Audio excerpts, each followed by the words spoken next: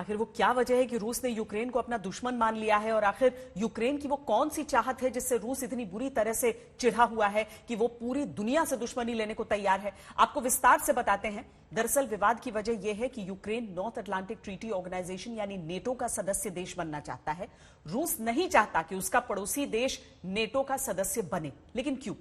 यह समझने से पहले नेटो के बारे में कुछ बातें जान लीजिए।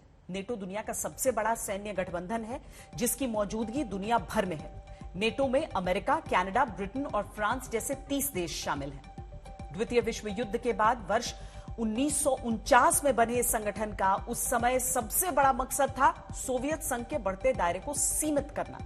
अब नेटो का प्रमुख मकसद यह है कि अगर कोई बाहरी देश किसी नेटो सदस्य देश पर हमला करता है तो बाकी सदस्य देश हमला झेल रहे देश की सैन्य और राजनीतिक तरीके से सुरक्षा करेंगे। नेटो ट्रीटी के अनुसार कोई भी यूरोपीय देश जो उत्तरी अटलांटिक क्षेत्र की सुरक्षा को बढ़ावा और कायम रखना चाहता है वो इसका सदस्य बन सकता है। रूस और यूक्रेन के बीच मौजूदा तनाव का नेटो से गहरा नाता है। रूस नहीं चाहता कि यूक्रेन किसी भी कीमत पर नेटो का सदस्य बने, लेकिन ये आपको समझाते हैं कि यूक्रेन में ग्राउंड जीरो से किस तरीके से। आज तक संवाददाता गौरव सावंत की ये एक्सक्लूसिव रिपोर्ट आपको विस्तार से समझाएगी कि दिक्कत कहां आ रही है। हम लोग इस समय यूक्रेन में हैं, जहां तनाव लगातार बढ़ता जा रहा है। रूस की सेना डोनेस्क और लुगांस्क के क्षेत्र में बख्तरबंद गाड़ियां, टैंक और तोपें आ गई हैं, जिसे यूक्रेन अपने ऊपर एक हमले के रूप में देख रहा है। दरअसल इस विवाद की जड़ कहां है? इस विवाद की जड़ है यूक्रेन की इच्छा कि वो नेटो यानी नॉर्थ अटलांटिक ट्रीटी ऑर्गेनाइजेशन का सदस्य बने। इससे पहले एस्टोनिया और लाटविया जो सोवियत संघ का हिस्सा थे वो नेटो के सदस्य बन चुके हैं। अगर यूक्रेन भी नेटो का सदस्य बन जाता है तो रूस के लिए खतरा और ज्यादा बढ़ जाता है, क्योंकि रूस की यूक्रेन के साथ लगभग 2300 किलोमीटर लंबी सीमा है और इस पर रूस विरोधी शक्तियां हावी हो जाएं, ऐसा रूस के राष्ट्रपति व्लादिमीर पुतिन बिल्कुल नहीं चाहते।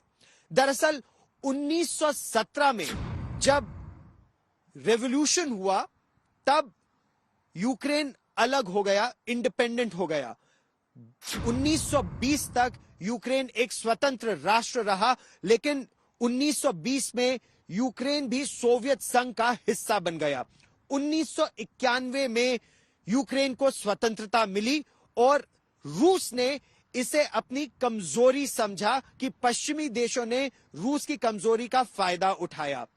स्वतंत्र तो बन गया यूक्रेन, लेकिन 2014 में क्रीमिया पर रूस ने एक तरह से अपना वर्चस्व स्थापित किया और पूर्वी यूक्रेन पर धीरे धीरे अपना वर्चस्व वो स्थापित करता रहा, जहां बीती रात रूस ने डोनेस्क और लुगांस्क को अलग राष्ट्र के रूप में मान लिया और अब यूक्रेन पर खतरा और ज्यादा मंडरा रहा है।